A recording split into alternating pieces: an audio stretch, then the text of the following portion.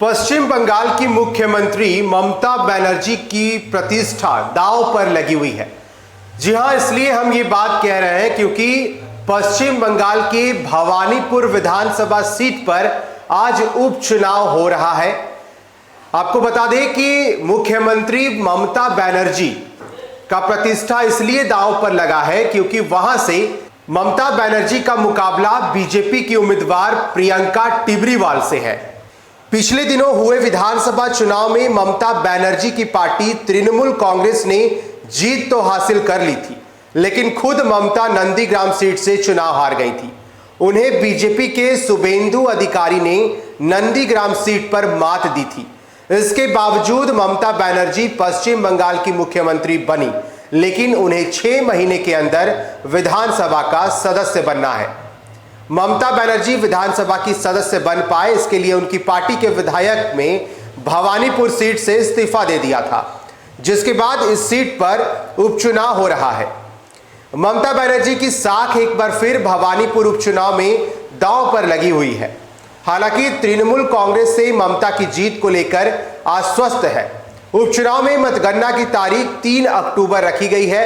Bhawanipur seat पर BJP ममता को एक बार पटकनी देने के लिए पूरे दमखम से लगी रही। आज सुबह इस सीट पर वोटिंग की शुरुआत हुई है। भवानीपुर से सुबह 7 बजे वोटिंग की शुरुआत हुई, जो शाम 6 बजे तक जारी रहेगा। मतदान के दौरान सुरक्षा के कड़े इंतजाम किए गए हैं। भवानीपुर के अलावे आज पश्चिम बंगाल के 2 अन्य विधानसभा सीटों पर भी उपचुनाव हो रहे हैं। शमशेरगंज और जंगीपुर में भी आज मतदान जारी है।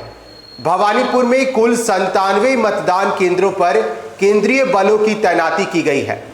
मतदान केंद्र के 200 मीटर के दायरे में 5 या इससे अधिक लोगों के इकट्ठा होने की इजाजत नहीं दी गई है। तो इसलिए हम आपको बता रहे थे कि मुख्यमंत्री ममता बनर्जी की प्रतिष्ठा दांव पर लगी हुई है। ममता बनर्जी का मुकाबला यहां बीजेपी के उम्मीदवार प्रियंका टिब्रीवाल से है। पश्चिम बंगाल के भवानीपुर विधानसभा सीट पर दरअसल आज उपचुनाव हो रहे हैं और आज इसकी वोटिंग की भी शुरुआत हो चुकी है। सुरक्षा के पुख्ता इंतजाम किए गए हैं और 200 मीटर के दायरे में 5 या इससे अधिक लोगों को इकट्ठा होने की इजाजत नहीं दी गई है। 3 अक्टूबर का वो दिन रखा गया है जब मतगणना होगा और इस दिन परिणाम सामने आएंगे। आप बने रहे फर्स्ट बिहार झारखंड के साथ। धन्यवाद।